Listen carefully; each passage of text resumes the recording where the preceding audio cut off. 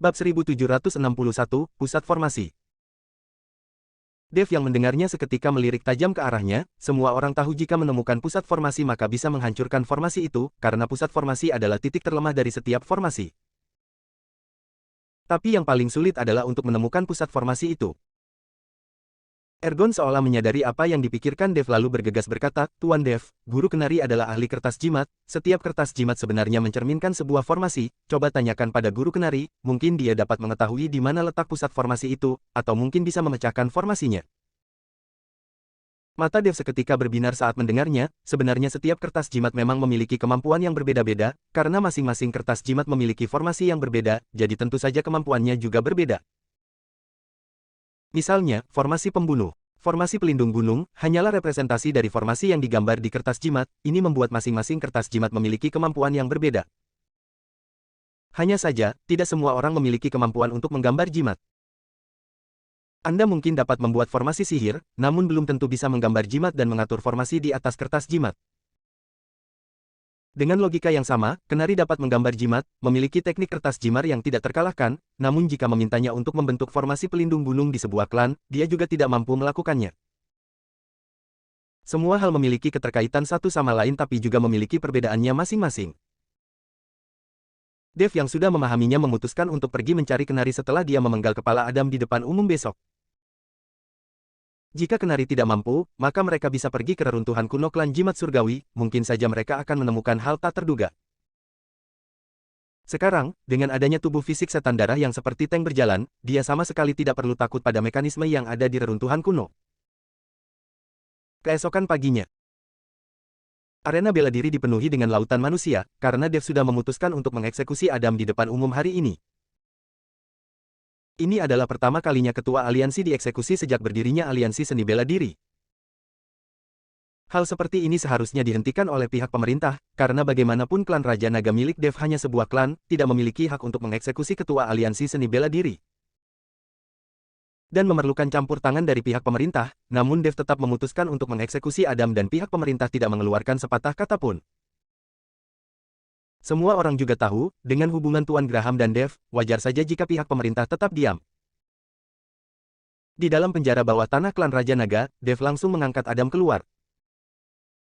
Adam seolah tahu apa yang akan terjadi padanya dan raut wajahnya sangat pucat. "Dev, bisakah kamu tidak membunuhku? Saya bisa memberitahukan lebih banyak rahasia aliansi seni bela diri kepadamu." Adam berkata dengan gemetar. Dev yang mendengarnya seketika tercengang, "Rahasia aliansi seni bela diri apalagi yang kamu ketahui?"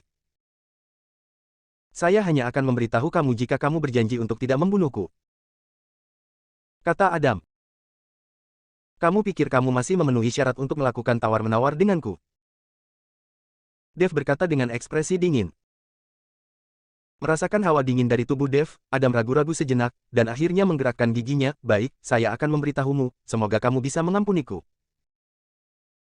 Adam berkata dan saat dia hendak angkat bicara, tiba-tiba terdengar suara serak yang datang dari samping, yang kamu tahu tidak lebih dari permukaannya saja, tapi masih berani menyebutnya sebagai rahasia. Dev dan Adam tercengang lalu segera menoleh untuk melihat. Entah sejak kapan di belakang mereka muncul seorang pria tua bungkuk. Dev terkejut lalu bertanya pada pria tua itu, "Siapa kamu?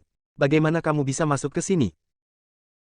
Perlu diketahui saat ini klan Raja Naga dijaga dengan ketat, bagaimana mungkin ada orang asing yang masuk begitu saja.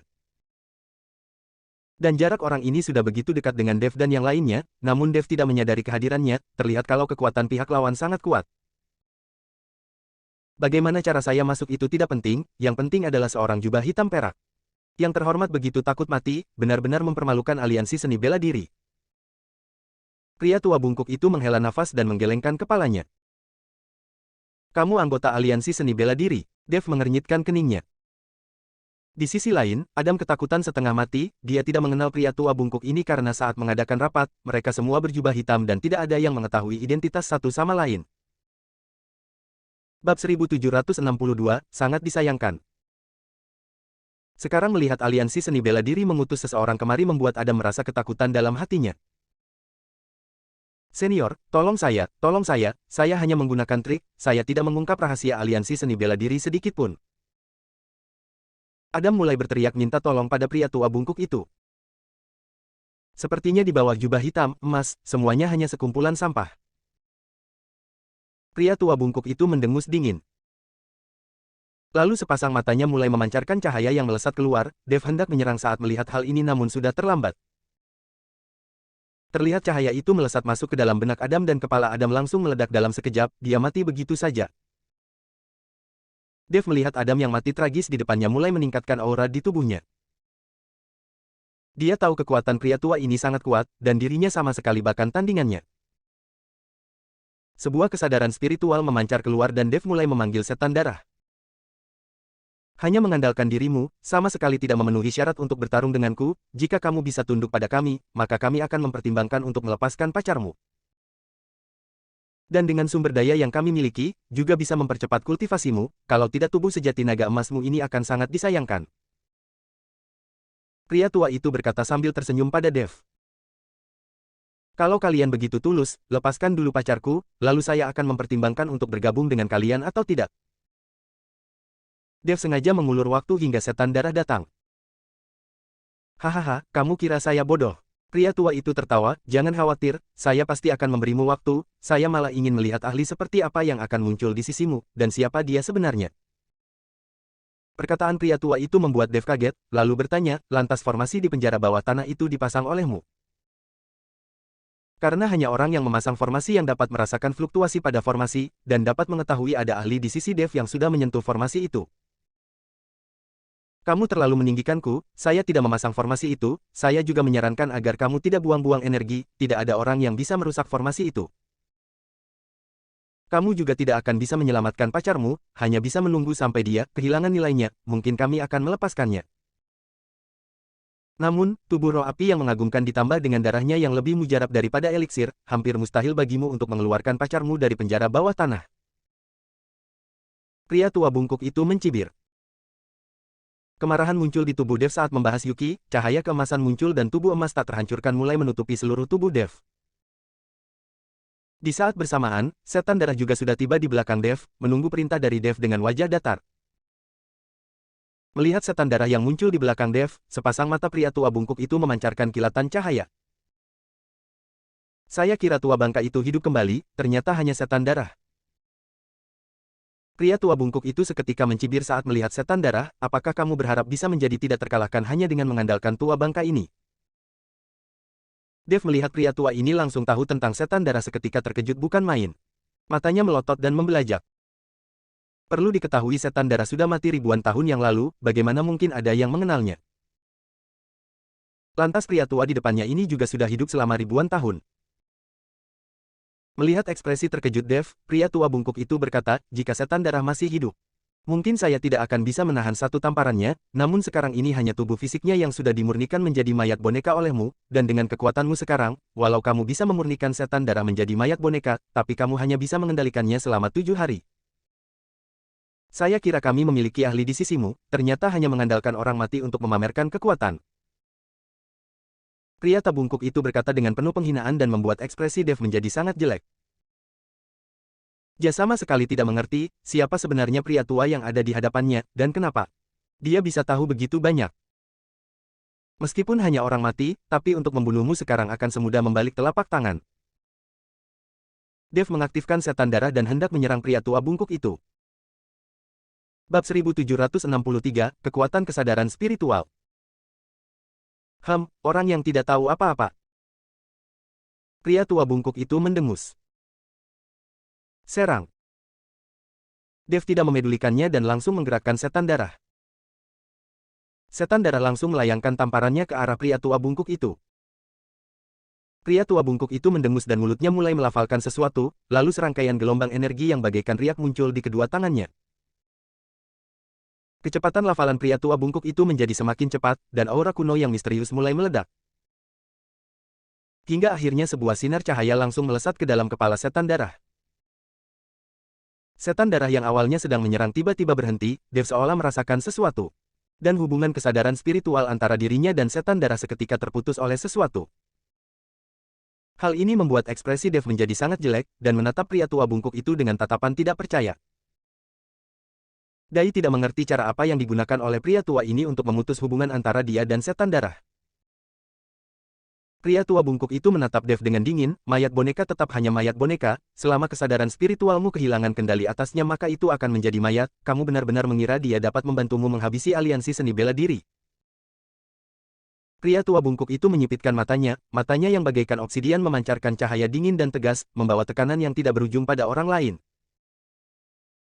Dev mengernyitkan keningnya dan tidak berhenti menyalurkan kesadaran spiritual ke dalam tubuh setan darah untuk mendapatkan kendali tubuhnya. Namun setiap serangan itu seolah-olah terhalang oleh sesuatu. Keringat mulai bercucuran di kening Dev. Tiba-tiba setan darah bergerak namun orang yang mengendalikan setan darah saat ini adalah pria tua bungkuk itu. Kesadaran spiritual pria tua bungkuk itu berada di dalam tubuh setan darah dan mengendalikan pergerakan setan darah. Mayat yang sebanding dengan maha kuasa ini tidak disangka bisa dimurnikan menjadi mayat boneka olehmu, hanya saja kesadaran spiritualmu terlalu lemah. Pria tua bungkuk itu tersenyum dingin sambil menggerakkan setan darah ke arah Dev. Dev memejamkan matanya sedikit dan kekuatan kesadaran spiritual yang ada di benaknya mulai mengalir keluar dan menyelimuti setan darah. Dai tidak percaya kalau kesadaran spiritualnya tidak bisa menembus tubuh setan darah. Saat setan darah sudah tiba di hadapan Dev, tiba-tiba cahaya keemasan meledak dari kening setan darah dan setelah itu kesadaran spiritual Dev langsung terhubung dengan cahaya keemasan tersebut. Ternyata itu adalah esensi darah Dev yang ditinggalkan di dalam tubuh setan darah saat akan memurnikan mayat boneka. Kesadaran spiritual Dev masuk ke dalam tubuh setan darah dan seketika mulai bersaing dengan pria tua bungkuk itu untuk menguasai setan darah. Kesadaran spiritual dua orang itu mulai bertarung satu sama lain di dalam tubuh setan darah. Pria tua bungkuk itu tersenyum dingin, baginya Dev tidak lebih dari seekor semut. Kesadaran spiritual dua orang itu semakin lama semakin kuat, kalau bukan karena tubuh fisik setan darah yang sangat kuat, dia pasti sudah tercabik-cabik saat ini. Seiring dengan pertarungan dua kesadaran spiritual, raut wajah pria tua bungkuk itu menjadi semakin suram. Dia tidak menyangka kekuatan kesadaran spiritual Dev ternyata begitu kuat. Terlihat kekuatan kesadaran spiritual Dev terus-menerus melonjak di dalam tubuh setan darati. Kekuatan kesadaran spiritual itu berubah menjadi pedang-pedang tajam yang terus menyerang ke arah kesadaran spiritual pria tua bungkuk. Kesadaran spiritual pria tua bungkuk itu mulai kehilangan kekuatannya, ditambah dengan esensi darah Dev yang ada di dalam tubuh setan darah, bisa dibilang Dev menyerang dari dua sisi. Tidak lama kemudian, kesadaran spiritual pria tua bungkuk itu hancur, dan Dev mendapatkan kembali kendalinya atas setan darah. Raut wajah pria tua bungkuk itu menjadi sangat jelek, dia menatap Dev dengan tatapan tidak percaya. Santini Dev juga tidak jauh lebih baik, pertarungan kesadaran spiritual tadi membuat Dev menggunakan banyak energinya, dan sekarang Dev merasa kepalanya sedikit pusing. Tapi Dev tidak berani beristirahat, setelah berhasil mengendalikan setan darah, dia langsung memerintahkan setan darah untuk menyerang. Setan darah menghantamkan tinjunya ke arah pria tua bungkuk. Pria tua bungkuk mendengus dingin lalu aura di tubuhnya terus meningkat, kemudian mengangkat tangannya dan melayangkan tamparannya untuk menangkis serangan setan darah. Bab 1764, Anjing Dewa Neraka. Bam! Ini adalah pukulan santai dari setan darah, saat serangan keduanya beradu, raut wajah pria tua bungkuk itu menjadi sangat jelek. Karena dia menyadari pukulan santai dari setan darah yang kelihatannya biasa-biasa saja mengandung tenaga yang sangat dahsyat, sama sekali tidak sempat untuk bereaksi, dan pria tua bungkuk itu seketika terlempar. Pria tua bungkuk bangkit berdiri dan berkata dengan ekspresi jelek, tua bangka ini, sudah ribuan tahun tapi tubuh fisiknya masih memiliki kekuatan yang begitu dahsyat. Pria tua bungkuk telah meremehkan kekuatan setan darah, dia sama sekali tidak tahu bahwa tubuh fisik setan darah ini tidak sesederhana mayat biasa. Tubuh fisik setan darah masih menyimpan sedikit sisa energinya, dan sudah sekian lama menyerap kekuatan orang-orang di Pulau Parbat, kalau bukan karena Dev muncul, mungkin setan darah sudah benar-benar bangkit kembali. Jadi, pria tua bungkuk itu menganggap setan darah sebagai sebuah mayat adalah kesalahan besar. Dev melihat pria tua bungkuk itu bukan tandingan setan darah dan seketika merasa gembira, dia segera mengendalikan setan darah untuk menyerang pria tua bungkuk lagi. Raut wajah pria tua bungkuk berubah, dia mengayunkan tangannya dan seketika langit menjadi gelap, awan hitam yang bergelombang juga mulai menyebar. Segera setelah itu, awan hitam berubah menjadi tinju yang sangat besar dan langsung menghantar ke arah setan darah. Raut wajah Dev berubah menjadi muram saat melihat mantra yang dirapal oleh pria mabungkuk. Mantra yang menakutkan seperti ini, menunjukkan betapa kuatnya pria tua itu. Saat ini Dev baru merasakan kalau orang yang ada di balik aliansi seni bela diri sangat kuat. Setan darah mengangkat kepalanya dan menatap tinju raksasa yang menghantam dari udara, lalu melayangkan tinjunya ke atas. Tubuli setan darah tampak begitu kecil di bawah tinju raksasa ini, namun dia tetap menyerang. Sebuah angin topan membumbung ke atas dan seketika menghancurkan tinju raksasa itu. Tubuh pria tua bungkuk itu tersentak mundur dan darah mengucur dari sudut mulutnya. Bagaimana ini bisa terjadi? Tua bangka itu tidak lebih dari mayat boneka, bagaimana dia bisa mengeluarkan kekuatan yang begitu dahsyat? Pria tua bungkuk itu bertanya-tanya. Setelah menghancurkan tinju raksasa itu dengan satu serangan, setan darah melesat ke arah pria tua bungkuk dan melihat situasi ini, pria tua bungkuk menancapkan kedua tangannya di tanah. Mantra yang dilafalkan mulai menyebar ke udara. Bruak bruak bruak. Suara gemuruh terdengar, seluruh bumi mulai bergetar dan sebuah retakan dengan lebar hampir mencapai 1 meter mulai muncul, di bawah retakan yang tidak berdasar itu, terdengar suara raungan. Keluarlah, anjing dewa neraka. Bersamaan dengan teriakan pria tua bungkuk itu, dari jurang yang tak berdasar terlihat seekor anjing serigala berwarna hitam pekat yang berlari keluar dengan ganas.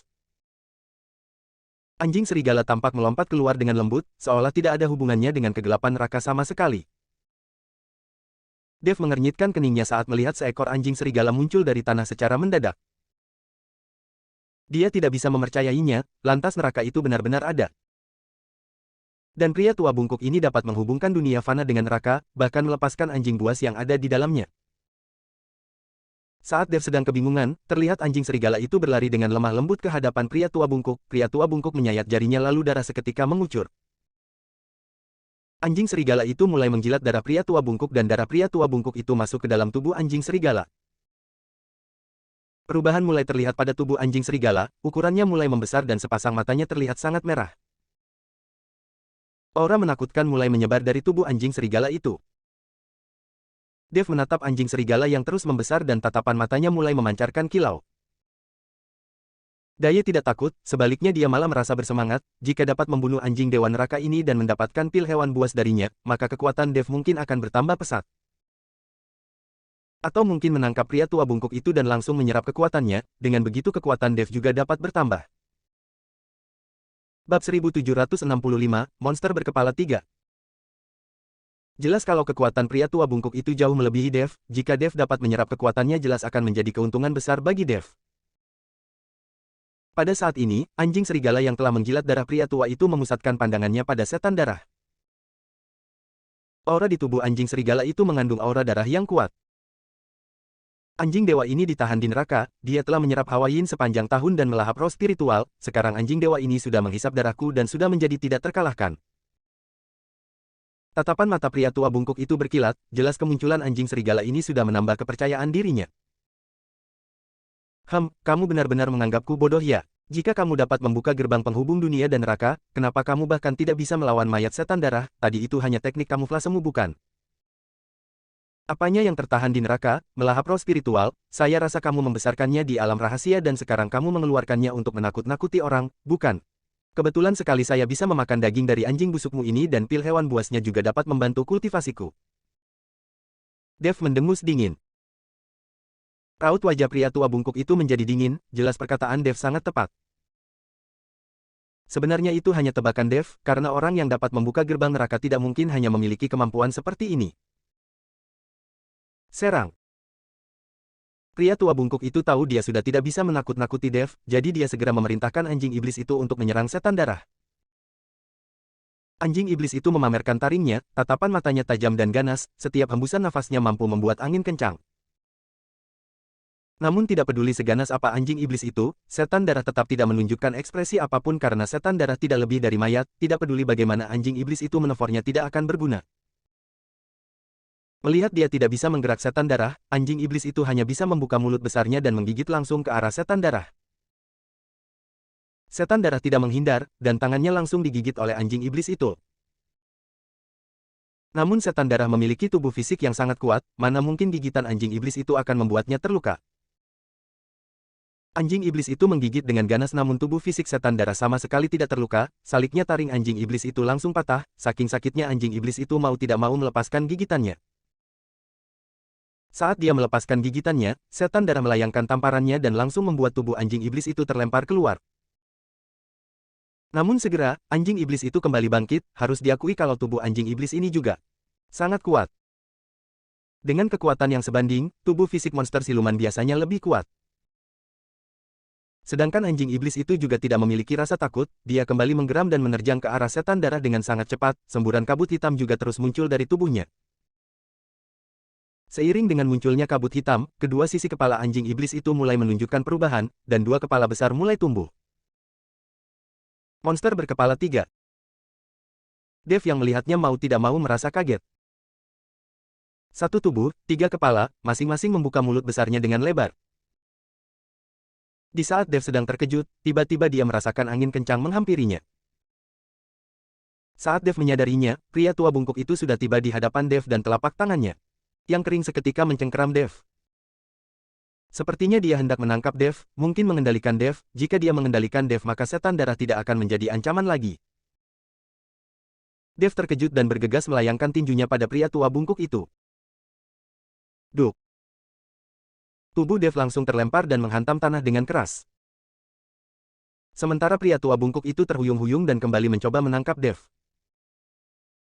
Dev labu dia sama sekali bukan tandingan pria tua itu, dia segera mengangkat tongkat wajra dan mengalirkan kekuatan naga ilahi ke dalam tongkat wajra, kekuatan maha guru yang dahsyat mulai terpancar.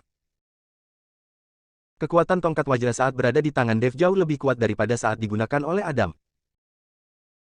Senjata Maba Guru juga tergantung pada penggunanya, jika semakin kuat penggunanya maka kekuatan yang dipancarkan oleh senjata Maha Guru juga semakin kuat, jika senjata Maha Guru digunakan oleh Maha Guru maka dia dapat memancarkan kekuatan penuhnya. Bab 1767, Tempat Pemulihan. Aliansi Seni Bela Diri, di atas reruntuhan, pria tua bungkuk itu berdiri di depan gunung palsu. Setelah itu, pria tua bungkuk itu melafalkan mantra dan sebuah kekuatan yang misterius dan tak terduga langsung menyelimuti seluruh gunung palsu.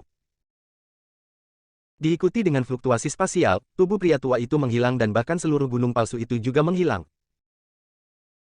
Dan saat pria tua bungkuk serta gunung palsu itu menghilang, mereka tiba-tiba muncul lagi di tempat lain yang tampak hijau dan subur. Ini adalah alam rahasia tempat aliansi seni bela diri berada, dan penjara bawah tanah itu juga berada di tengah-tengah alam rahasia. Penjara bawah tanah di luar aliansi seni bela diri hanyalah cerminan dari penjara bawah tanah di alam rahasia. Semua pemandangannya sama persis, hanya saja untuk mengeluarkan seseorang dari penjara bawah tanah adalah hal yang mustahil. Karena semua itu palsu, walau Dev berhasil membuka pintu sel dan mengeluarkan Yuki, Yuki yang dilihat oleh Dev akan langsung menghilang saat dia keluar dari kendali formasi penjara. Yuki yang sebenarnya ditahan di alam rahasia, itu sebabnya Maha Kuasa mengatakan kalau aliansi seni bela diri hanya umpan, bahkan jika dihancurkan Maha Kuasa juga tidak merasa sakit hati. Untuk bisa membuka alam rahasia dan bahkan memetakan seluruh penjara bawah tanah ke dunia fana, tindakan besar seperti ini menunjukkan betapa kuatnya kekuatan di balik aliansi seni bela diri. Namun pada saat ini Dev masih belum mengetahuinya dan sedang berusaha untuk mencari cara menyelamatkan Yuki. Setelah pria tua bungkuk masuk ke alam rahasia, tidak lama kemudian seorang jubah hitam perak menghampiri dan berkata, "Penyilir, Maha Kuasa memerintahkan kamu untuk membuka alam rahasia dan memulihkan aliansi seni bela diri." Raut wajah pria tua bungkuk itu terlihat sedikit jelek, lalu melambaikan tangannya, "Saya sudah tahu, 3 hari kemudian, aliansi seni bela diri akan pulih, apakah kalian sudah menemukan tempat pemulihan yang saya minta?" Jubah hitam perak menggelengkan kepalanya, "Belum, namun gambaran arahnya sudah diketahui. Kalian harus bergegas, kalian harus menemukan tempat itu dan menempatinya sebelum alam rahasia lain menemukannya, sekarang batasan dunia tidak berpengaruh pada kita, ini adalah keuntungan kita," kata pria tua bungkuk itu. Jubah hitam perak mengangguk dan berbalik pergi. Sedangkan pria tua bungkuk itu melepas pakaiannya, di dadanya terlihat jelas luka yang disebabkan oleh Dev dengan menggunakan tongkat wajra. "Dev, cepat atau lambat saya pasti akan membunuhmu, dan mendapatkan tubuh fisikmu." Aura dingin berkilat pada tatapan mata pria tua bungkuk. Pulau Parbat. Luka-luka di tubuh Kenari sudah sembuh sejak lama dan saat ini dia sedang memeluk 2 orang di kiri dan kanan, menjalani hidup dengan sangat senang. Donat memperlakukan Kenari seperti kakeknya sendiri. Terutama permintaan Kenari terhadap wanita, yang berusaha dipenuhi dengan penuh hati. Ini membuat Kenari merasa kalau Pulau Parbat jauh lebih baik daripada saat di keluarga Lukman, hal ini membuat dia sudah melupakan 2 wanita cantik yang ada di keluarga Lukman sepenuhnya. Guru Kenari benar-benar hidup dengan sangat baik, saya masih mengkhawatirkan kondisi kesehatanmu, sepertinya kekhawatiranku sia-sia. Dev berkata sambil berjalan masuk ke dalam aula utama, melihat Kenari yang ekspresinya tampak sangat puas. Melihat Dev datang, Kenari bangkit berdiri dan memegang dadanya, dadaku masih terasa sesak dan nafasku masih terasa tercekat, demi menyelamatkanmu saya hampir mati. Dev melihat Kenari yang berpura-pura namun tidak mengungkapnya, dan berkata sambil tersenyum, bersiaplah, ikut saya ke kota Haiti. Untuk apa? Kenari tercengang. Bukankah kamu terus ribut ingin pulang ke keluarga Lukman? Masih ada orang yang menunggumu di keluarga Lukman. Dev berkata sambil tersenyum. Tidak mau, sekarang tubuhku masih terluka, tidak cocok untuk bepergian, lebih baik memulihkan kesehatan di sini. Kenari mengibaskan tangannya, lalu kembali duduk. Guru Kenari, kamu ini melupakan yang lama setelah mendapatkan yang baru ya? Tanya Dev. Tidak, saya ini orang yang sangat berdedikasi, hanya saja keadaan fisikku tidak memungkinkan untuk kembali sekarang. Kenari menggelengkan kepalanya. Aduh, awalnya saya ingin mengajakmu pergi ke klan jimat surgawi untuk menggali reruntuhan kuno, tapi karena kamu tidak mau pergi, maka saya akan pergi sendiri saja. Dev menghela nafas lalu berbalik dan hendak pergi. Bab 1768, mendiskusikan kerjasama. Namun, Kenari segera bangkit berdiri dan menghentikan Dev, dengan kekuatanmu ini, apa kamu tidak takut mati setelah masuk ke klan jimat surgawi? Untuk apa takut, jangan lupa ada tubuh fisik setan darah yang di luar nalar, itu merupakan perisai yang sangat baik, jebakan seperti apa yang bisa melukai kita. Dev menepuk pundak setan darah, dan berkata pada Kenari. Kenari menepuk keningnya, benar juga, kenapa saya melupakan orang ini? Sebentar, saya akan berkemas, kita segera berangkat. Menghadapi pilihan antara wanita dan klan jimat surgawi, Kenari tentu akan memilih reruntuhan kuno. Namun saat Dev membawa Kenari dan yang lainnya berjalan keluar dari aula utama, mereka melihat seorang wanita yang memimpin sekelompok orang berjalan di depan mereka. Kaki putih panjang wanita itu langsung menarik perhatian Kenari dan membuatnya menatap lurus ke arahnya. Dev mengernyitkan keningnya, karena wanita di hadapannya adalah orang yang gagal merebut tubuh fisik setan darah beberapa waktu lalu dan melarikan diri. Wanita ini juga hampir membunuh Kenari, tapi saat ini raut wajah Kenari sama sekali tidak terlihat marah. Sepasang matanya menyipit dan menatap ke arah kaki wanita itu. Kamu datang untuk membalas dendam. Dev melangkah maju dan bertanya pada wanita itu. Dengan adanya setan darah, Dev sama sekali tidak takut pada mereka. Wanita itu malah tersenyum ringan, tidak perlu khawatir, saya tidak datang untuk membalas dendam, hanya ingin mendiskusikan sesuatu denganmu. Mendiskusikan apa? Dev tampak kebingungan, dia tidak tahu apa yang ingin didiskusikan wanita ini dengan dirinya. Terlebih lagi dia tidak memiliki hubungan dengan sekte roh iblis. Wanita itu mengamati kerumunan orang di sekelilingnya lalu berkata, terlalu banyak orang di sini, kamu berniat membicarakannya di sini. Dev melihat sekeliling lalu berkata, ikut denganku. Dev membawa wanita itu ke sebuah kamar, Kenari mengikuti di belakang sampai Dev menutup pintu. Kenari baru tersadar. Sialan, sangat panjang dan sangat putih. Kenari bergumam. Setelah masuk ke dalam kamar, Dev berkata dengan ekspresi dingin, ada masalah apa segera? Katakan, saya tidak punya waktu untuk mengobrol denganmu. Wanita itu tidak marah, wajahnya tetap terlihat tersenyum, namaku Luna, saya ditugaskan oleh ketua sekte saya untuk datang kemari dan mendiskusikan kerjasama dengan Tuan Dev. Kerjasama, Dev melirik Luna dari atas ke bawah, mendiskusikan kerjasama apa? Apa alasan kita untuk bekerja sama? Kami tahu beberapa rahasia yang tidak diketahui oleh Tuan Dev, dan kami juga tahu belakangan ini Tuan Dev sedang mengalami kesulitan karena masalah pacarmu, kami Sekirol Iblis dapat membantu Tuan Dev menyelesaikan semua ini. Luna berkata dengan ringan. Kalian menyelidikiku. Dev mengernyitkan keningnya, jelas kalau sekte roh iblis ini menyelidiki tentang dirinya. Tentu saja, jika tidak menyelidiki Tuan Dev, untuk apa bicara soal kerjasama? Luna langsung mengakuinya dengan terus terang. Kalian sudah menyelidikiku, tapi saya bahkan tidak mengetahui tentang sekte roh iblis, bukankah kerjasama seperti ini sedikit tidak adil? Tanya Dev. Jika Tuan Dev berniat untuk kerjasama, saya dapat membawamu pergi ke Sekte Kajni untuk melihat-lihat, kami benar-benar tulus ingin bekerja sama dengan Tuan Dev, jadi kami tidak akan menyembunyikan apapun, kamu tidak perlu khawatir. Luna berkata dengan tulus. Keuntungan apa yang kalian inginkan dari kerjasama ini? Lamas ingin mendapatkan tubuh fisik. Setan parah.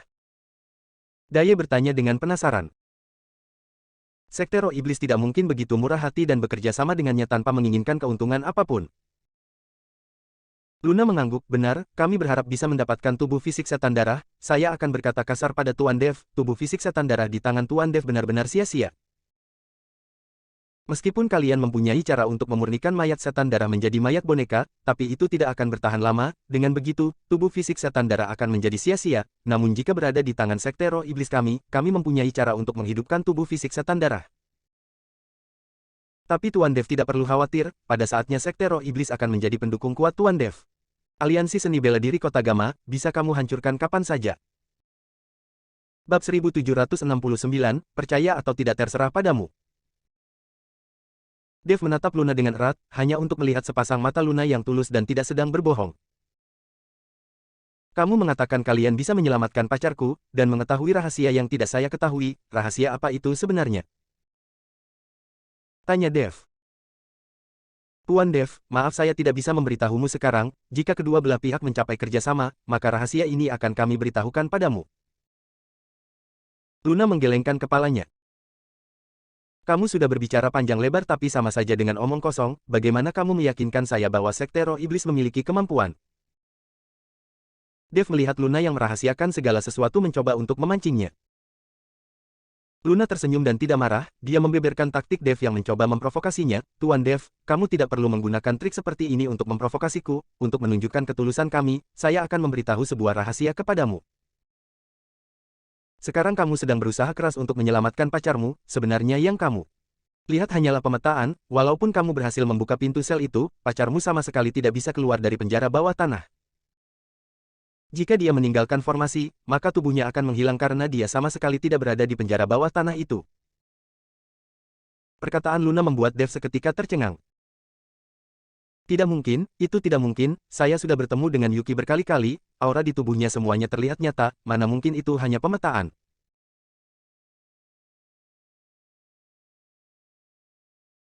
Kamu jangan menganggapku bodoh, saya percaya pada intuisiku sendiri, itu tidak mungkin palsu. Kalau itu palsu, kenapa Yuki tidak memberitahuku? Itu tidak mungkin palsu. Dev menggelengkan kepalanya dan sama sekali tidak percaya. Luna tersenyum dingin, saya sudah mengatakan apa yang harus saya katakan, percaya atau tidak itu adalah urusanmu, mengenai kerjasama dengan Sekte Roh Iblis, saya berharap Tuan Daye akan mempertimbangkannya dengan baik. Setelah selesai bicara, Luna berbalik dan keluar dari kamar, saat dia baru membuka pintu dia melihat Kenari yang berada di luar dan keduanya hampir bertabrakan. Melihat Luna keluar, mata Kenari langsung mengarah ke paha Luna, dia berusaha keras menghirup aroma di tubuh Luna. Melihat sikap Kenari yang cabul, Luna memutar matanya dengan tajam, kalau bukan Karenal datang untuk mendiskusikan kerjasama dengan Dev, dia pasti akan melayangkan pukulan telak pada Kenari. Namun fakta bahwa Kenari Daplu lolos dari kematian membuat Luna terkejut, dia merasa Kenari walau sedikit cabul, tapi kekuatannya juga tidak lemah.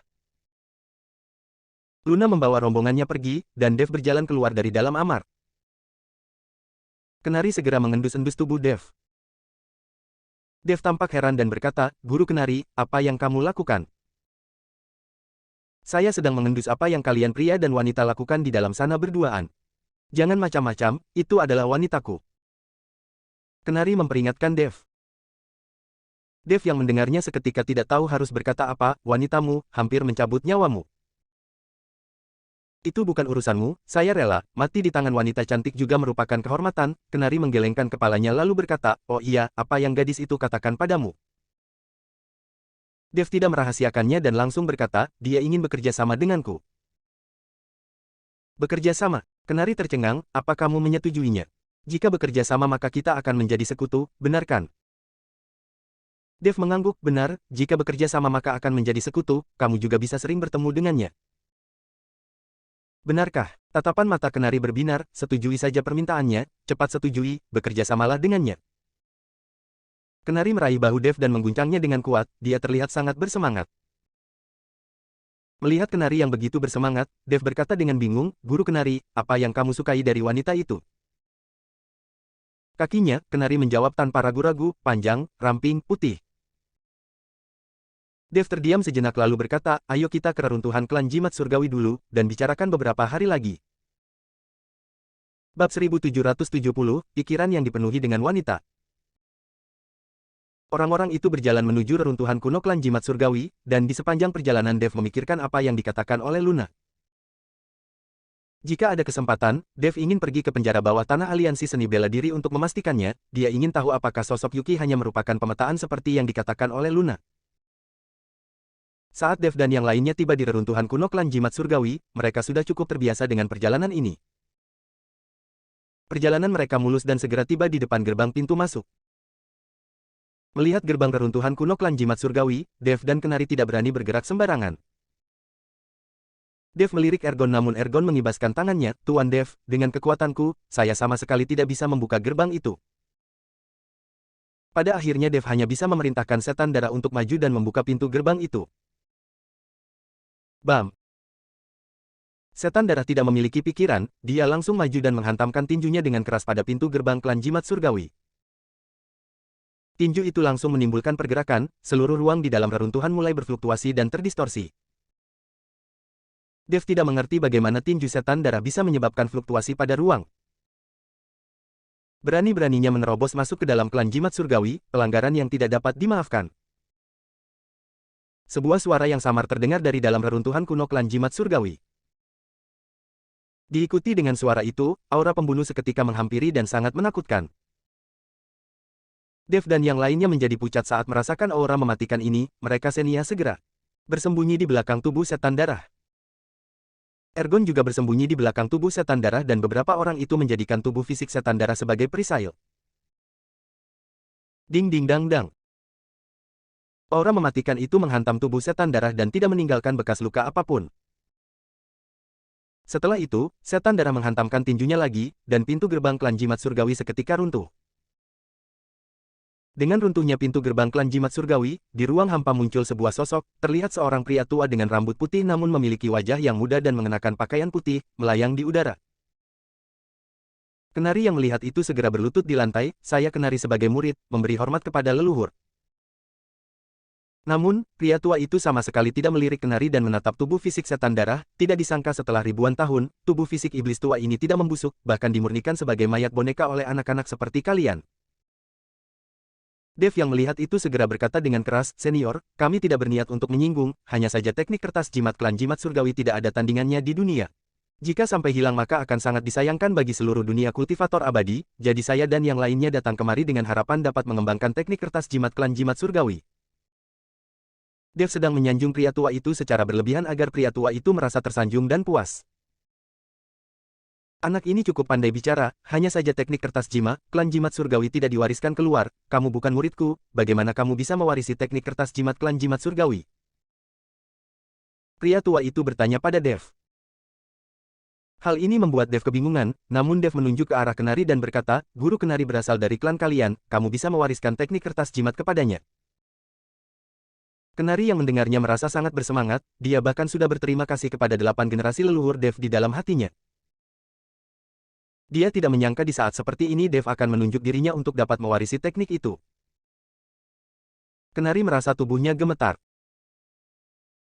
Sebagai ahli jimat, pikirannya dipenuhi dengan wanita, bagaimana bisa mewarisi teknik kertas jimat klan saya?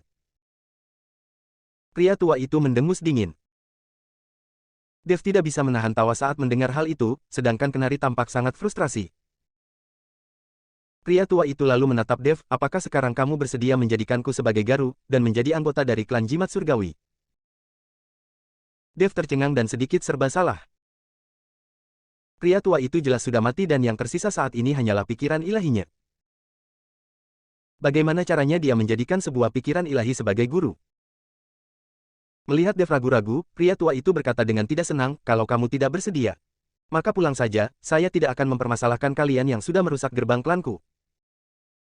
Senior, saya bersedia. Dev pasrah dan hanya bisa menyetujuinya. Bab 1771, Malapetaka Surgawi. Kenari menatap Dev dan terdiam sejenak, jika Dev benar-benar menyembah pria tua di hadapannya sebagai guru maka bukankah dia akan menjadi kakek gurunya? Baik, karena kamu bersedia maka masuklah ke dalam klan, orang lainnya tidak diizinkan masuk. Pria tua itu berkata dan sosoknya menghilang di udara. Dev menatap ke arah kegelapan yang ada di dalam gerbang klan, lalu berkata pada Kenari, "Guru Kenari, kalian tunggu di sini, saya akan masuk untuk melihat-lihat." "Dev, kamu harus berhati-hati." Kenari memperingatkannya. Dev mengangguk lalu melangkah masuk ke dalam pintu klan. Setelah Dev melangkah melewati gerbang klan, ruang di belakangnya mulai berfluktuasi dan sosoknya tiba-tiba menghilang. Dan setelah Dev melangkah masuk, kegelapan di depannya menghilang dan digantikan dengan sebuah istana yang menjulang tinggi, serta suasana ramai yang damai. Terlihat setiap orang yang ada di tempat ini mengenakan pakaian ahli jimat, kertas jimat juga. Beterbangan bebas di langit, hanya saja orang-orang ini sepertinya tidak bisa melihat Dev. Lantas ini adalah masa kejayaan klan jimat surgawi. Dev bergumam tanpa sadar. Di saat Dev sedang termenung, pria tua itu tiba-tiba muncul di hadapan Dev dan berkata pada Dev, "Ayo ikut denganku." Dev mengangguk dan mengikuti pria tua itu menuju ke tengah istana yang menjulang tinggi. Setelah itu, mereka berhenti di depan sebuah patung, sementara pria tua itu mulai melafalkan sesuatu dan patung itu bersinar 3 kali. Saat ini, pria tua itu menoleh dan berkata pada Dev, "Untuk masuk ke dalam klan jimat surgawi, pikiranmu harus terbebas dari gangguan dan hati yang baik dengan tekad yang kuat. Sekarang saya akan masuk ke dalam tubuhmu, kamu harus merelakskan dirimu, lalu melepaskan semua kesadaran spiritualmu." Dev tidak ragu-ragu dan memejamkan matanya, kesadaran spiritualnya mulai terbuka dan menunggu pria tua itu untuk memeriksanya. Segera, pria tua itu berubah menjadi seberkas cahaya dan langsung masuk ke dalam tubuh Dev. Saat pria tua itu masuk ke dalam tubuh Dev, pikiran ilahi terus bergerak bebas namun saat tiba di benak Dev, tiba-tiba semburan cahaya keemasan bersinar, lalu seekor naga emas terlihat melayang di atas dan membuka mulut besarnya ke arah pria tua itu. Mata naga emas itu bagaikan lentera, tatapan matanya dipenuhi dengan keangkuhan dan menatap pria tua itu dengan tatapan meremehkan. Sedangkan raut wajah pria tua itu seketika berubah drastis, pikiran ilahinya terus mundur dan bergegas keluar dari tubuh Dev. Dev membuka matanya dan menyadari bahwa saat ini pria tua itu berkeringat deras dan tatapan matanya dipenuhi dengan rasa takut. "Senior, apakah kamu sudah menyelesaikan pemeriksaan?" tanya Dev. Pria tua itu tidak mengatakan sepatah kata pun, setelah sekian lama dia baru merespons. "Ternyata kamu adalah tubuh sejati naga emas, putra dari naga, saya sudah bertindak berani, mohon maafkan saya." Pria tua itu berkata lalu berlutut di hadapan Dev. Dev tampak kebingungan, dan bergegas memapa pria tua itu untuk bangkit berdiri. "Senior, banyak yang mengatakan seperti itu tentangku, apakah kamu bisa memberitahuku siapa ayahku sebenarnya? Apakah dia adalah seekor naga?" Dev segera bertanya saat mendengar pria tua ini menyebut dirinya sebagai putra dari naga.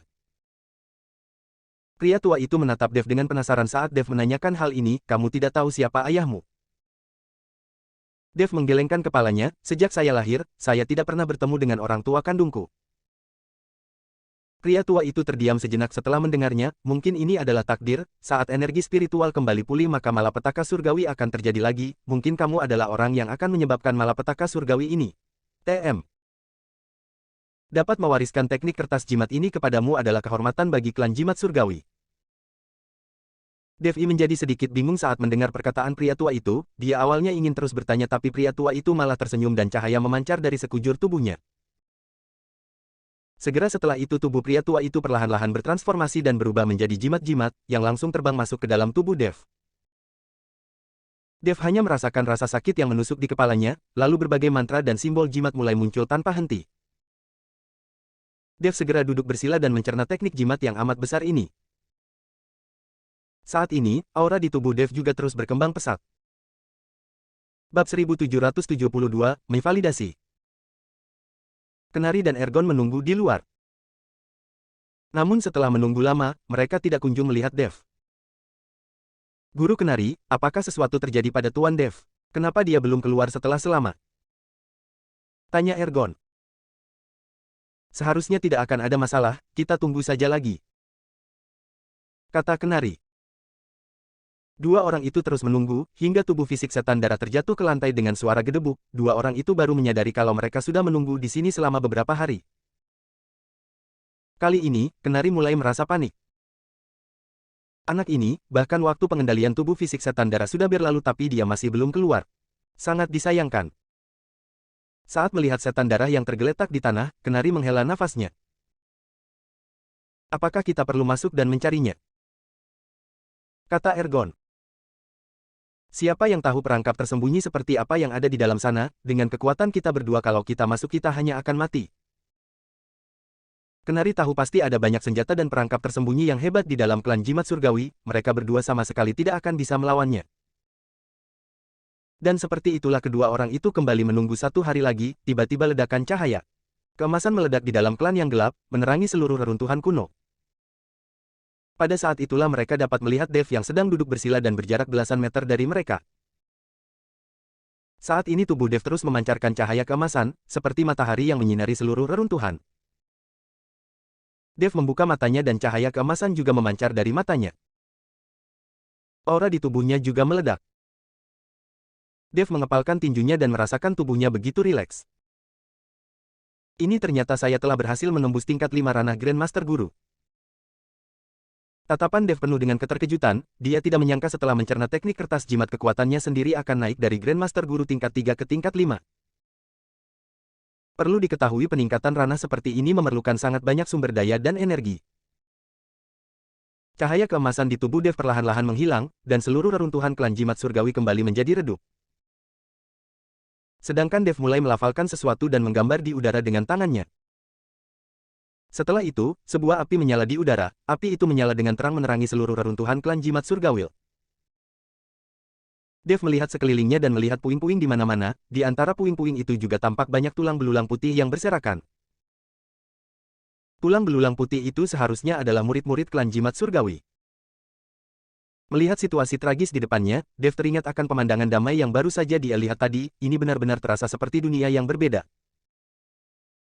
Tampaknya perang dewa dan iblis ribuan tahun lalu benar-benar sangat tragis. Dev, apakah teknik kertas jimat klan jimat surgawi sudah diwariskan kepadamu? Kenari segera melangkah maju dan bertanya pada Dev. Dev mengangguk. Kenari tampak sangat senang setelah mendengarnya, ingat, kalau ada waktu kamu harus mewariskannya kepadaku. Tuan Dev, karena kamu sudah mendapatkan warisannya, ayo kita pergi. Kata Ergon. Baik, Dev berkata dan menyadari dia tidak melihat setan darah dan bertanya dengan kaget di mana setan darah. Dev menyebarkan kesadaran spiritualnya namun dia menyadari kesadaran spiritualnya sudah tidak terhubung dengan setan darah lagi. Waktu pengendalian mayat boneka sudah habis. Ergon berkata sambil menunjuk mayat setan darah yang tergeletak di tanah. Kekecewaan tampak melintas di wajah Dev, dia tidak menyangka ternyata dia sudah berada di sini selama berhari-hari. Meskipun kekuatannya sudah meningkat cukup banyak, tapi dia sudah tidak bisa mengendalikan setan darah lagi. Dev tidak berdaya dan hanya bisa menyimpan mayat setan darah ke dalam cincin penyimpanan, lalu melihat sekilas ke arah reruntuhan klan jimat surgawi, api berwarna biru muda muncul di telapak tangannya. Dia melambaikan telapak tangannya lalu api mulai melanda dan menutupi seluruh area itu, tulang belulang yang berserakan di tanah semuanya terbakar oleh api. Melihat sisa-sisa reruntuhan klan jimat surgawi yang berubah menjadi abu, Dev baru berjalan keluar dengan Kenari dan yang lainnya. Dev yang sudah mendapatkan warisan teknik kertas jimat, ingin bergegas menuju ke penjara bawah tanah dan mencari cara untuk menyelamatkan Yuki. Dia ingin memvalidasi kebenaran atas apa yang dikatakan oleh Luna. Kali ini, Kenari tidak memilih untuk tetap tinggal di kota Haiti, karena reruntuhan klan jimat surgawi sudah lenyap maka Kenari tidak punya alasan untuk tetap tinggal lagi. Satu hal lainnya adalah Kenari ingin ikut dengan Dev agar Dev mengajarkan teknik kertas jimat kepadanya. 3 orang itu kembali ke kota Gamma bersama. Bab 1773, Berganti Tubuh Fisik. Aliansi Seni Bela Diri, Kota Gamma. Sejak aliansi seni bela diri dihancurkan dalam waktu beberapa hari yang singkat, sebuah bangunan yang lebih megah telah didirikan lagi. Kali ini, ada 7 jubah hitam perak yang berada di dalam aliansi seni bela diri, setiap jubah hitam perak itu memiliki kekuatan Grandmaster Guru Puncak, 2 di antara mereka memiliki senjata Maha Guru, kekuatan seperti ini jangankan di dunia bela diri kota Gamma, walau di dunia bela diri seluruh Arunika juga dapat dianggap sebagai eksistensi tingkat atas. Ketujuh jubah hitam perak itu bisa dianggap sebagai yang terbaik di antara para jubah hitam perak, dan tidak perlu waktu lama lagi untuk mereka dipromosikan menjadi jubah hitam emas. Kali ini, mereka ditempatkan di aliansi seni bela diri juga bisa dianggap sebagai semacam ujian sebelum promosi. Sedangkan di kursi utama aliansi seni bela diri, pria tua bungkuk itu tiba-tiba duduk di atasnya. Penyihir Agung. 7 jubah hitam perak yang melihat itu segera berteriak penuh hormat. Jika kalian bertujuh dapat menangkap Dev, maka kalian akan dipromosikan menjadi jubah hitam emas. Sekarang senjata Maha Guru di tangan Dev sudah hancur, mungkin dia juga sudah kehilangan kendali aras mayat boneka, jadi tidak akan sulit bagi kalian bertujuh untuk menangkapnya.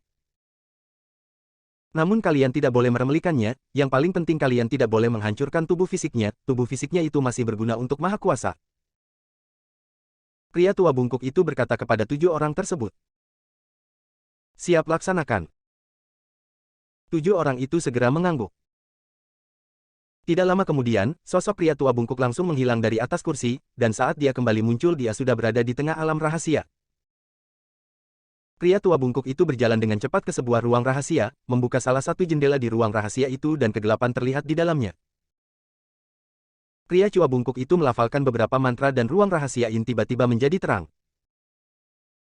Di dalam ruang rahasia itu terlihat sebuah kolam yang berisi cairan hitam pekat, tampak sangat menjijikkan untuk dilihat. Namun di saat ini, di dalam kolam terlihat Robin yang sedang bertelanjang dan berendam di dalamnya. Tubuh fisik anak ini memang tidak buruk, sepertinya waktunya sudah tiba. Pria tua bungkuk itu melirik tubuhnya sendiri dengan jijik, lalu membuka pintu dan berjalan masuk.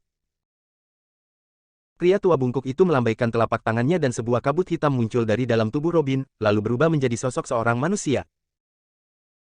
Itu adalah roh spiritual di dalam tubuh Robin yang sudah hidup berdampingan dengan Robin. Penyihir Agung. Saat melihat pria tua bungkuk itu, roh spiritual segera memberi hormat.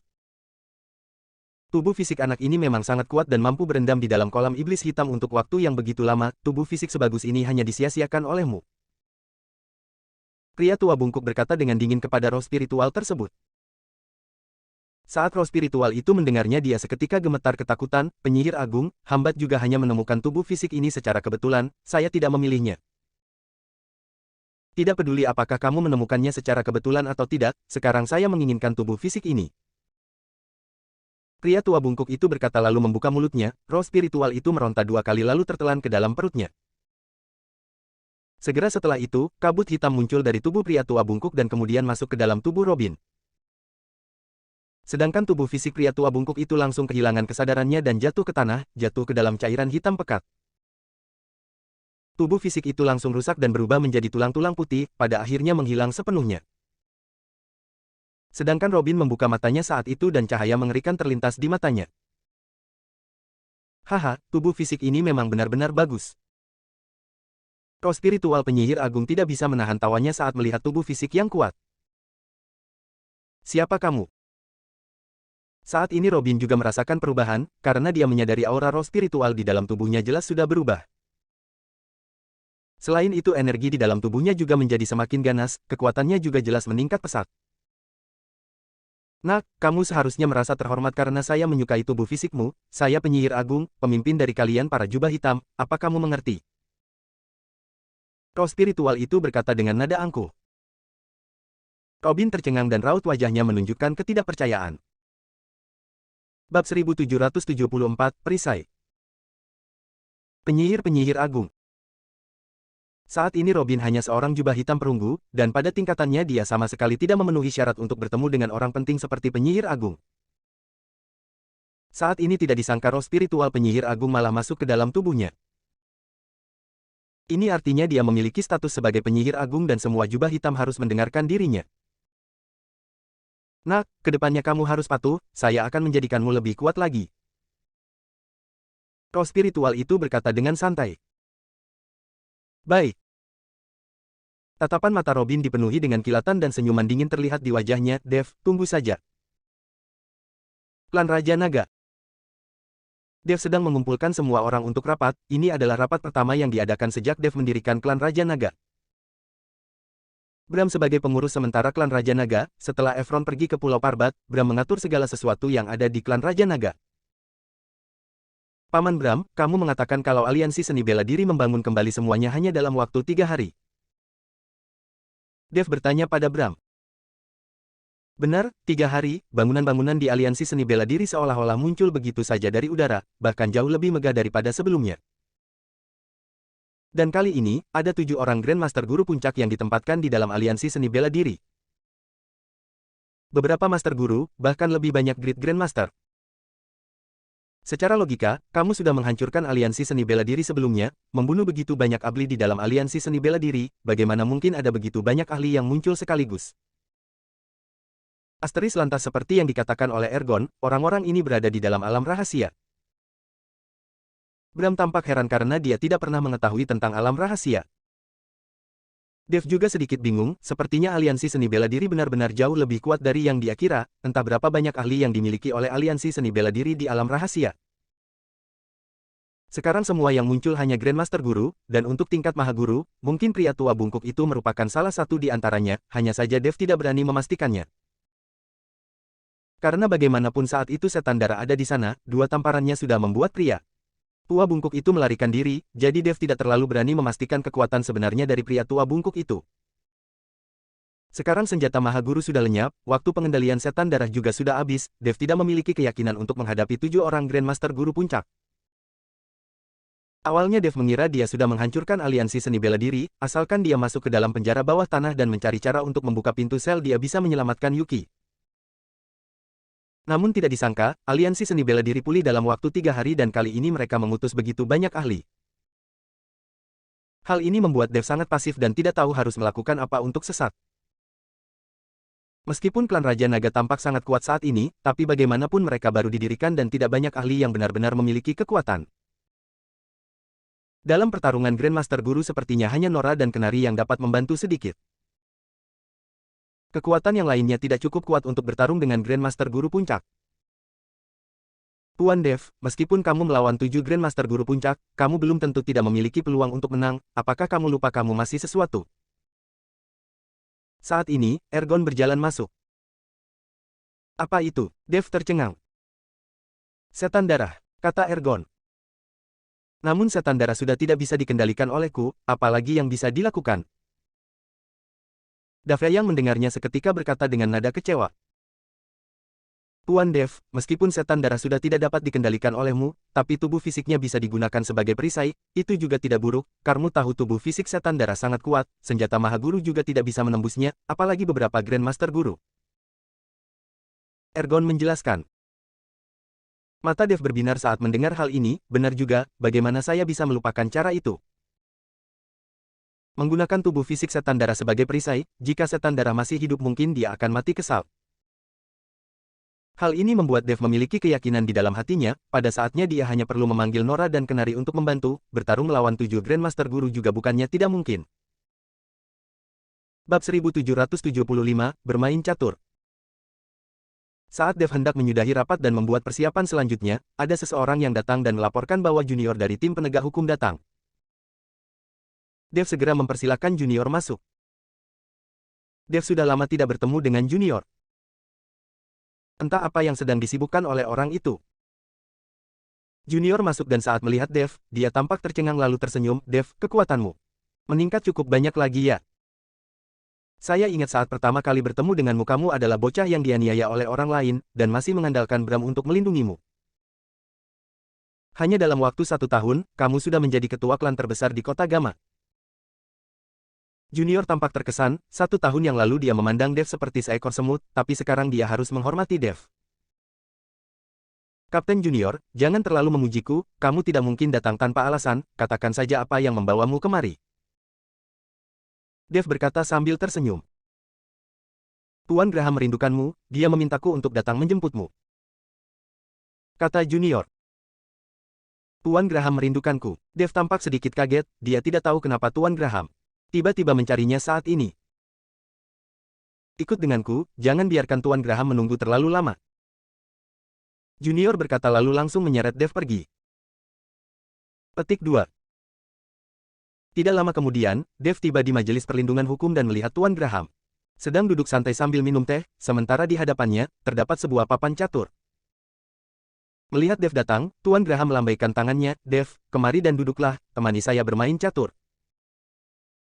Dev tercengang dan tidak mengerti apakah Tuan Graham mencarinya hanya untuk bermain catur.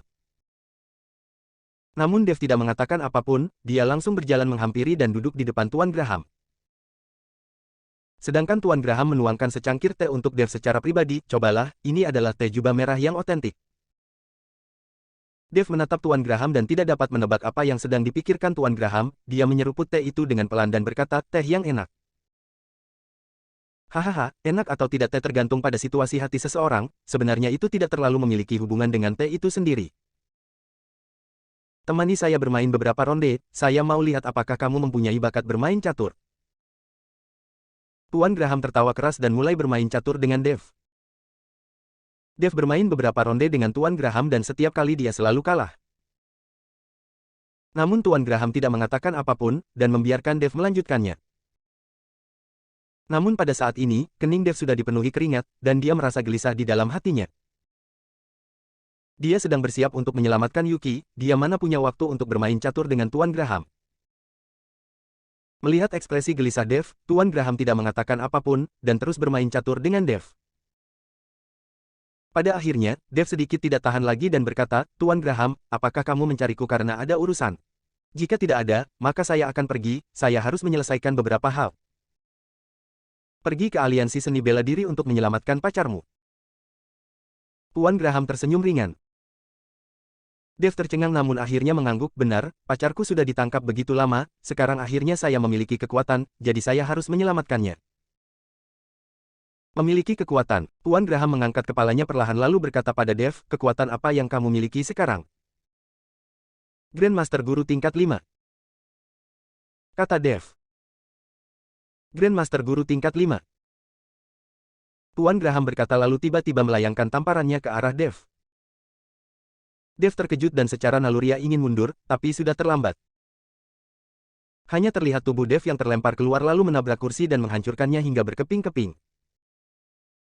Namun tubuh Dev tidak terluka, raut wajahnya menatap ke arah Tuan Graham dengan sedikit muram.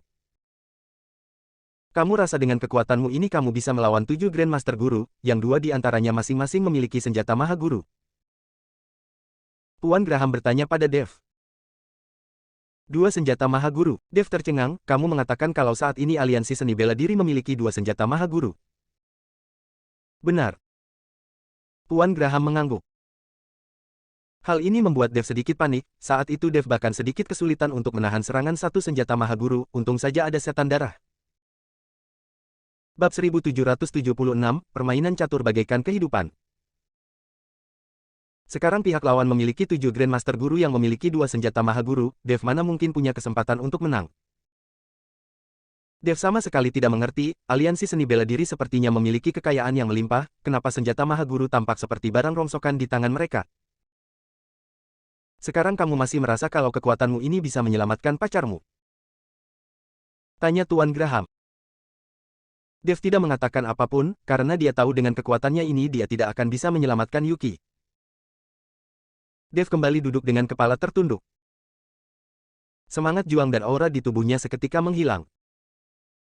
Melihat penampilan Dev seperti itu, Tuan Graham tersenyum dan berkata dengan perlahan, namun kamu juga tidak perlu berkecil hati, apa yang kamu miliki tidak dimiliki oleh orang lain. Tuan Graham berkata lalu cahaya merah yang redup memancar dari telapak tangannya, lalu melambaikan tangannya ke arah Dev. Pedang naga yang ada di dalam tubuh Dev langsung keluar dari dalam tubuhnya.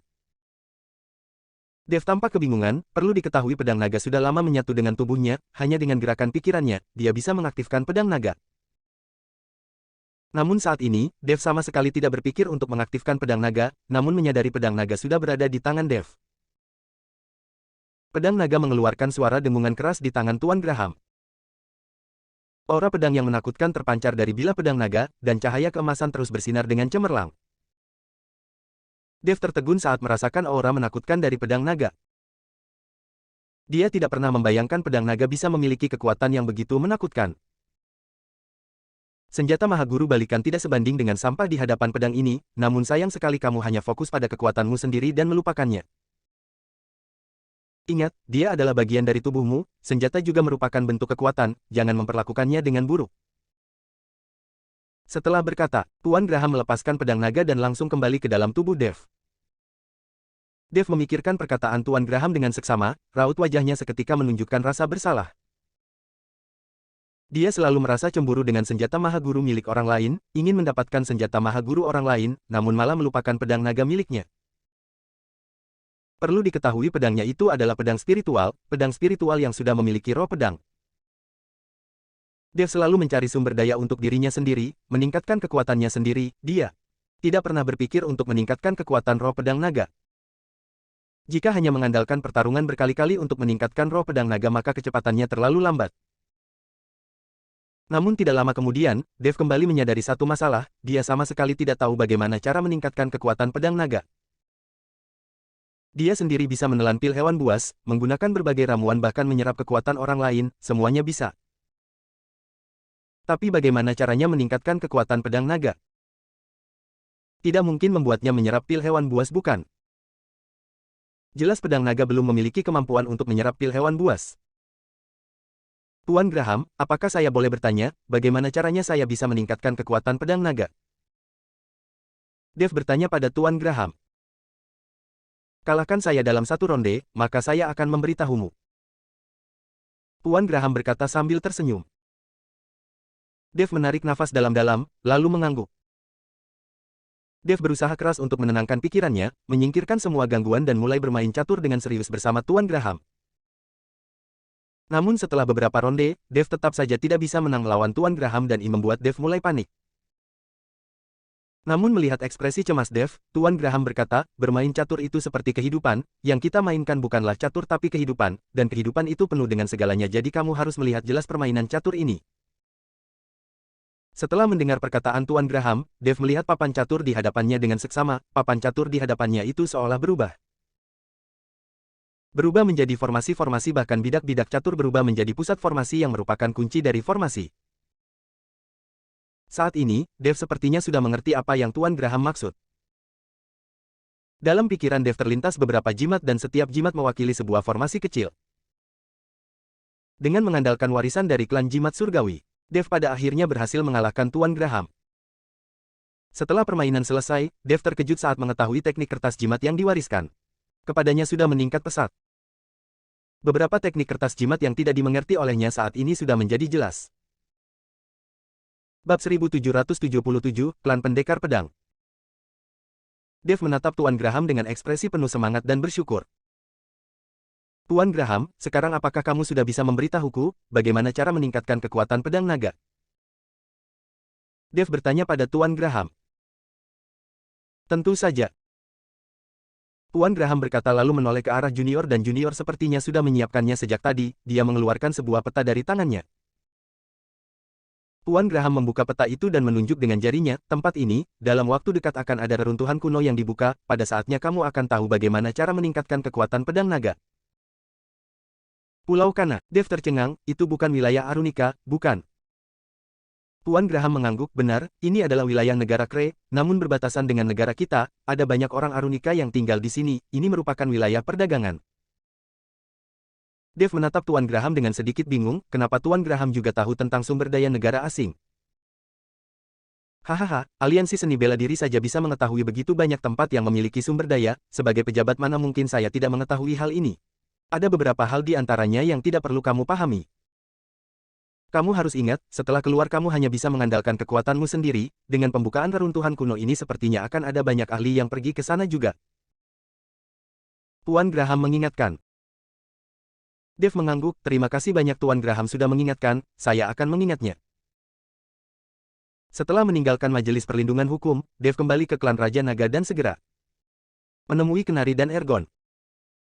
Karena mereka berdua juga memiliki cukup banyak informasi, jadi dia ingin bertanya apakah mereka tahu tentang reruntuhan kuno di Pulau Kana. Saya tidak tahu, ini adalah masalah luar negeri, saya jarang terlibat. Kenari menggelengkan kepalanya.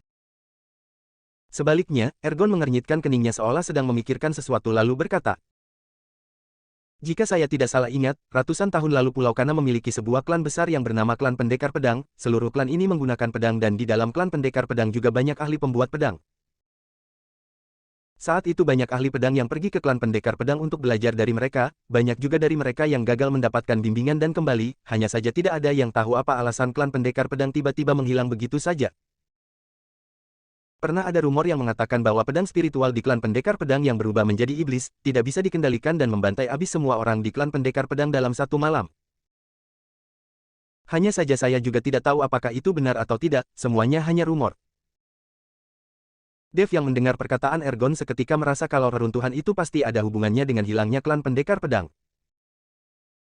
Tuan Graham menunjukkan reruntuhan ini, agar dia dapat meningkatkan kekuatan pedang naga, klan pendekar pedang ini juga berhubungan dengan pedang spiritual, jadi pasti tidak salah. Lagi. 2 hari lagi, kalian ikutlah denganku ke Pulau Kana, reruntuhan kuno di Pulau Kana akan dibuka, mungkin itu adalah reruntuhan dari klan pendekar pedang. Dev berkata pada Ergon dan Kenari. Ergon tidak mengatakan apapun, sebaliknya Kenari menggerutu, tempat jelek itu, mungkin bisa membuat orang mati beku, untuk apa pergi ke sana dan menderita. Guru Kenari, dengan kekuatanmu saat ini kamu bahkan tidak takut dingin saat telanjang, bagaimana bisa mati beku? Ergon bertanya dengan tidak mengerti. Dev tahu, Kenari tidak ingin pergi ke tempat yang begitu jauh, betapa nyamannya berada di tempat yang penuh kelembutan. Guru Kenari, saya dengar para wanita di negara Krem memiliki rambut dan mata berwarna biru, mereka juga sudah berpikiran terbuka, apakah itu benar? Dev berpura-pura tidak tahu dan bertanya padanya. Mata Kepari bersinar saat mendengarnya, benar, mereka juga sangat tinggi, saya akan bersiap-siap, 2 hari lagi kita berangkat. Melihat sikap Kenari, Ergon terkekel, Tuan Dev sekarang sepertinya sudah memegang kendali penuh atas Guru Kenari. Setelah memutuskan untuk pergi ke Pulau Kana, Dev menggunakan waktu yang ada untuk memeriksa informasi tentang klan pendekar pedang. Namun sayangnya informasi mengenai klan pendekar pedang sangat sedikit, karena klan ini berada di wilayah luar negeri, jadi tidak banyak informasi yang bisa ditemukan oleh Dev. Di hari terakhir sebelum keberangkatannya, Dev mendapat telepon dari Eli yang memintanya pergi ke Istana Lotus Merah. Dev mengira ada sesuatu yang tidak beres dan segera bergegas ke sana. Bab 1778, kamu tidak akan ketinggalan. Saat tiba di Istana Lotus Merah, Dev merasakan suasananya sedikit tidak beres. Sekelompok gadis itu menatap lurus ke arahnya dan tatapan mereka tampak sedikit marah. Hal ini membuat Dev kebingungan dan dia tidak tahu bagaimana dia menyinggung para gadis ini. Meskipun Dev tidak tahu di mana letak kesalahannya, tapi ditatap lurus oleh para gadis ini membuat Dev mulai gelisah. Para gadis ini tidak mengatakan apapun dan hanya menatap Dev. Ini membuat Dev terlihat panik. Pada akhirnya Weni tidak bisa menahan diri dan berkata, Kak Dev, saya dengar kamu mau pergi ke negara Kre. Dev mengangguk, benar. Dan bahkan ke Pulau Kana juga. Eli juga angkat bicara. Benar, Dev kembali mengangguk. Besok kamu akan berangkat? Tanya Bella. Benar, Dev terus mengangguk. Anak ini, pergi ke tempat yang menyenangkan seperti di luar negeri masih tidak memberitahu kami, juga tidak membawa kami, apakah masih ada kami di dalam hatimu? Kamu ini punya hati nurani atau tidak? Kak Bella sudah pindah jauh-jauh kemari untukmu, kamu malah bersikap seperti ini pada orang. Emosi Helen semakin memuncak dan mulai memarahi Dev. Saya belum pernah pergi ke Pulau Kana yang kalian bicarakan, saya sangat penasaran. Laura yang telah disegel selama ribuan tahun sama sekali tidak tahu tentang eksistensi Pulau Kana.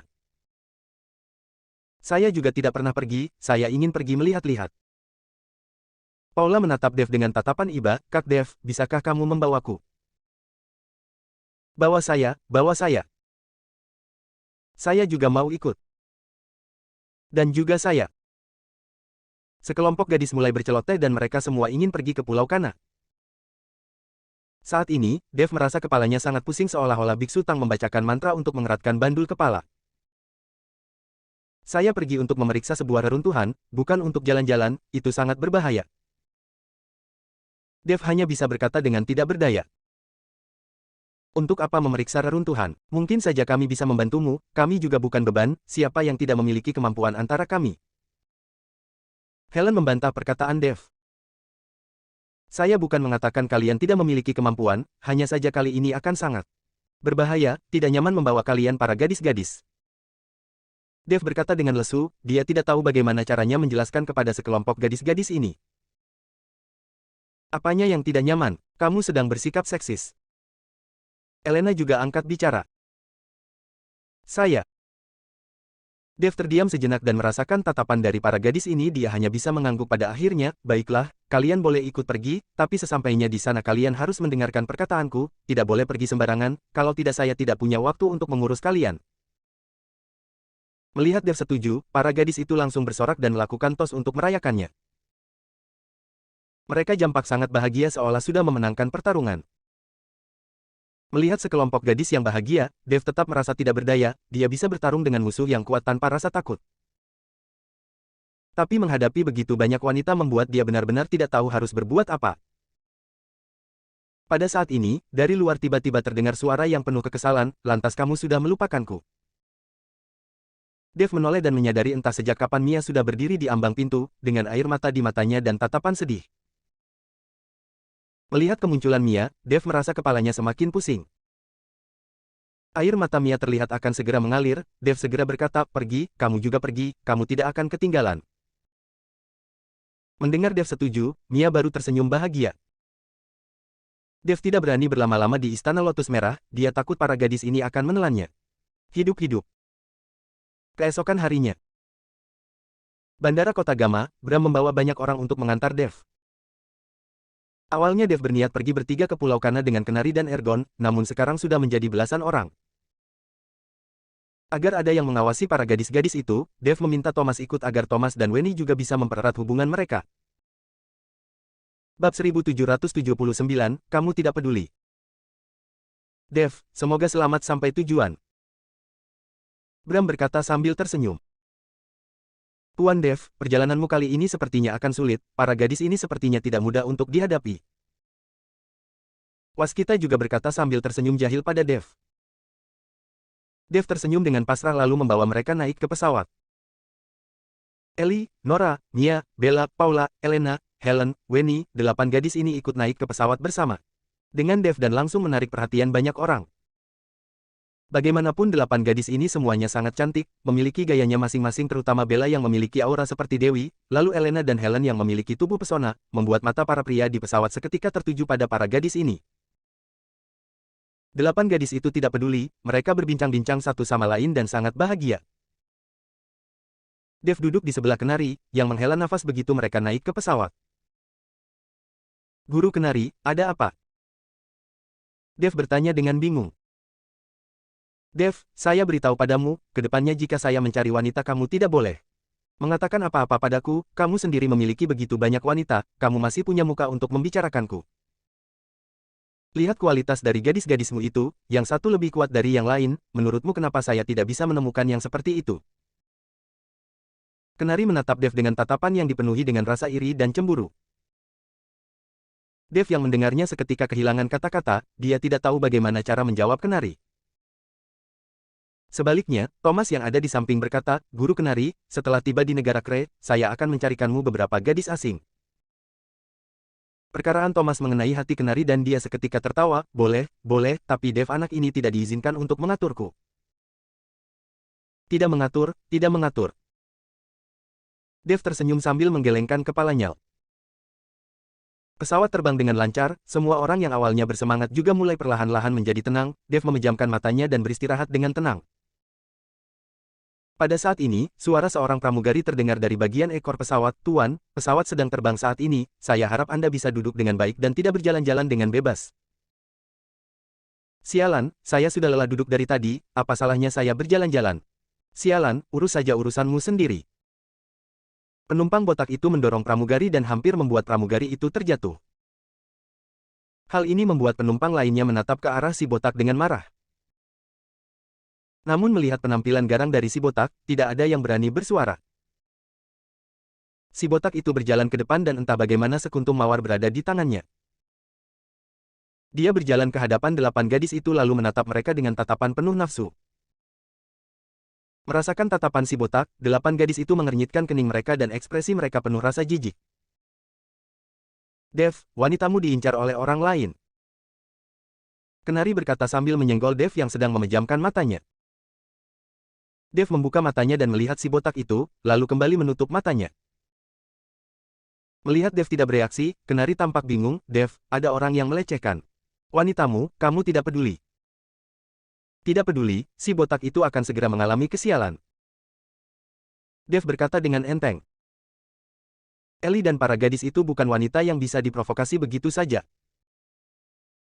Memilih salah satu dari mereka secara acak mungkin bisa menghajar si botak itu habis-habisan, Dev tidak perlu takut. Pada saat ini, si botak merasakan tatapan jijik dari para gadis itu tapi tetap tidak peduli, dan berkata sambil tersenyum, "Para adik-adik, bisakah kita berkenalan?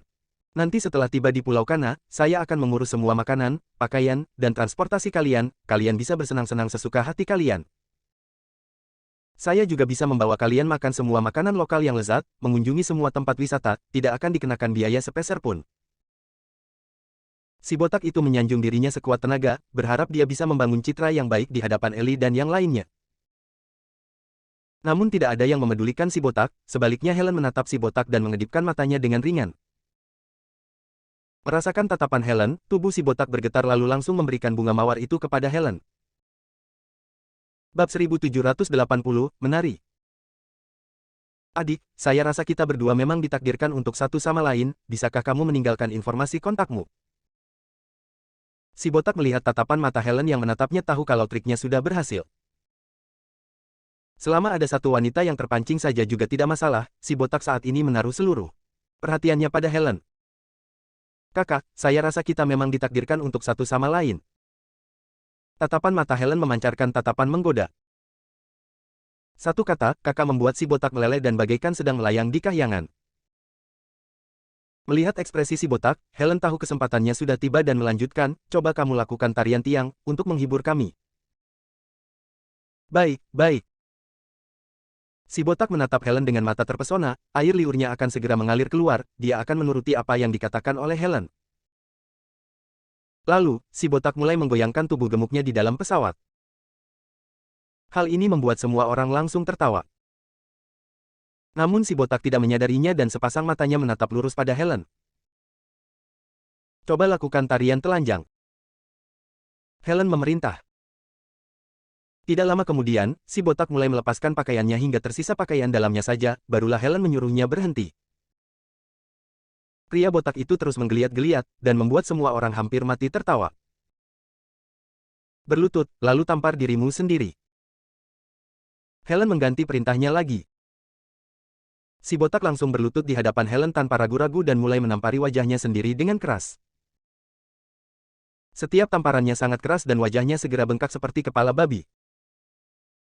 Hal ini membuat semua orang merasa ens, dan menatap si botak dengan tatapan ens. Di antara kerumunan, ada seorang pria yang berkacamata hitam dan wajah tanpa ekspresi, melepas kacamata hitamnya dan menatap Helen dengan dingin. Helen seolah merasakan sesuatu dan segera menoleh ke arah pria berkacamata hitam itu. Namun saat Helen menoleh ke arahnya, pria berkacamata hitam itu segera mengenakan kembali kacamata hitamnya. Helen tidak peduli dan kembali mempermainkan si botak lagi. "Dev, tidak disangka para wanitamu ini memiliki kemampuan yang luar biasa, saya mau lihat ke depannya bagaimana caramu mengendalikan mereka semua." Kenari berkata dengan sedikit senang di atas penderitaan orang. Sedangkan Dev berpura-pura tidak mendengarnya, dia terus memejamkan matanya dan tidur. Pesawat mendarat dengan selamat di Pulau Kana setelah 7 jam penerbangan. Awalnya, tempat ini tidak memiliki bandara, namun karena perdagangan yang berkembang pesat dan jumlah wisatawan yang semakin banyak, akhirnya sebuah bandara dibangun. Dev dan yang lainnya turun dari pesawat dan melihat hamparan salju putih di depan mereka, tidak ada yang lain selain salju. Sebuah mobil polisi sudah menunggu dan saat turun dari pesawat, mereka langsung membawa si botak pergi. Pulau Kana memiliki suhu minus 20 hingga 30 derajat sepanjang tahun, jadi orang-orang di sini semuanya mengenakan mantel bulu. Sedangkan Dev dan yang lainnya hanya mengenakan pakaian yang sangat tipis, namun dengan kekuatan mereka saat ini, mereka sudah tidak lagi takut dengan suhu dingin. "Puan, apakah kamu mau naik taksi? Mau kemana? Saya tahu semua tempat." Saat keluar dari bandara, seorang pria bertubuh kecil menyapa mereka, saat mendengar cara bicaranya terdengar seperti orang Arunika. "Antarkan kami ke hotel dulu." Dev berkata pada pria bertubuh kecil itu. "Tidak masalah, hanya kalian saja." Pria kecil itu melihat Dev, Kenari dan dua orang lainnya, satu mobil sudah cukup. Dev menggelengkan kepalanya lalu menunjuk Ellie dan yang lainnya yang ada di belakang, mereka juga. Pria kecil itu mengernyitkan keningnya saat melihat begitu banyak orang. "Kenapa? Tidak bisa mengantar?" Dev melihat ekspresi pria kecil itu dan bertanya dengan sedikit ens. Bukan, saya akan pergi mencari mobil lainnya." Pria kecil itu melambaikan tangannya dan segera berlari. Setelah beberapa menit, pria kecil itu kembali dengan 2 orang, yang juga orang Arunika. Dengan total 3 mobil, kebetulan cukup untuk mengantar Dev dan yang lainnya. Namun di saat Dev dan yang lainnya hendak naik ke mobil, tiba-tiba 4-5 orang pria bertubuh besar dan kekar datang menghampiri. Bersambung.